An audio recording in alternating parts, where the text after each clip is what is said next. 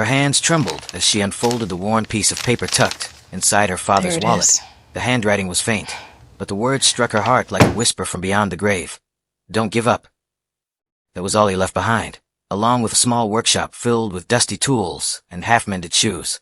Emily Harper was only 19, standing alone in the cold Ohio winter, trying to carry a legacy that the town already considered dead. Neighbors passed by the crooked wooden sign above her door, shaking their heads, muttering that she was wasting her youth on a dream too heavy for her shoulders. But as the snow fell outside and her breath fogged in the chill of the workshop, she whispered into the silence, "I won't let your name die." Before we dive deeper, let us know in the comments where you're watching from. We'd love to hear from you. And if you're new here, click on the subscribe button so you never miss any of our upcoming videos. Days blurred into weeks. Emily stitched boots until her fingers bled, polished leather until her arms ached, and worked long into the night by candlelight. Yet customers were scarce. Some passed by without even glancing inside. Others smirked and said, "Your father was the craftsman, not you." Every word lodged in her chest like a stone.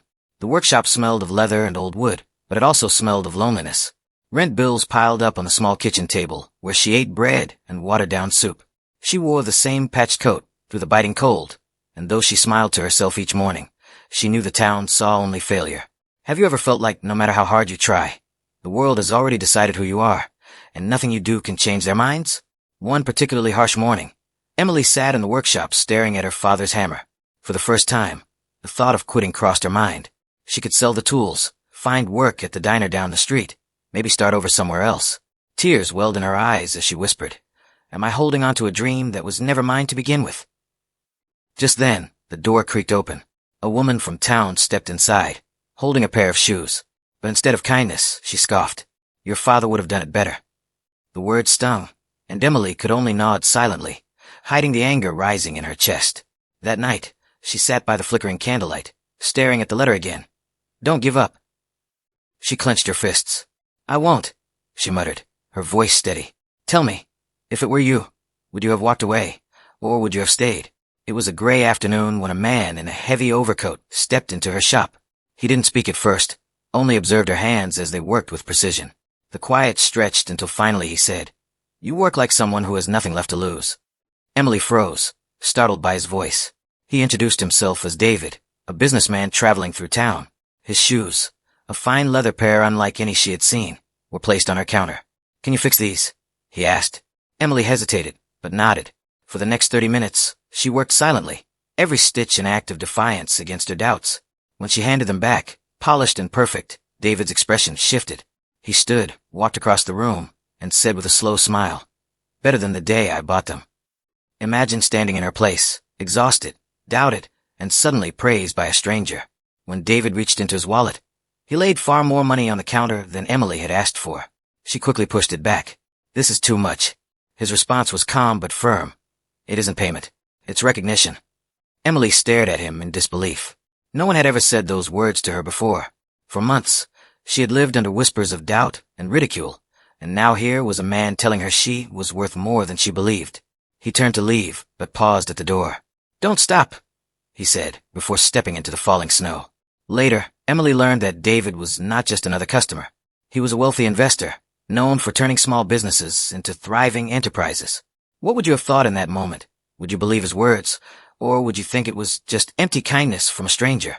Weeks passed, and David returned again and again, sometimes with shoes, sometimes just to talk. He asked about her father, about the lessons he taught her, about the dreams she barely dared to speak. One evening, he looked around the dusty workshop and said, "You see scraps. I see a foundation." Emily frowned, confused. "Why me?" she asked. David leaned forward. "Because dignity lives in the work of your hands, and because you haven't given up." Then came the offer, not of marriage, but of partnership. Together, he proposed to expand her father's shop into something greater, something that could carry both his name and hers. Emily's heart pounded. Accepting help meant letting go of her pride. Refusing might mean staying stuck and struggle forever. Imagine being in her shoes. Would you have trusted him, or clung to independence even at the cost of opportunity? A year later, Emily's life looked nothing like before. The workshop had grown into a modest factory on the edge of town. The sound of hammers and sewing machines filled the air, and for the first time, she no longer worked alone. The sign above the entrance read, "Harper and Daughter Leatherworks." Workers greeted her with respect, and customers from surrounding towns came to buy the quality goods her father had once dreamed of producing. But Emily never let herself forget where it began. On the wall, framed behind glass, hung her father's hammer.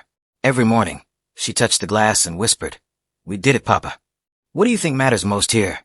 The money, the factory, the recognition, or the fact that she kept her father's legacy alive when everyone else believed it would fade? Emily Harper's story is more than a tale of rags to riches. It is a story of dignity, perseverance, and the courage to keep going when the world tells you to stop.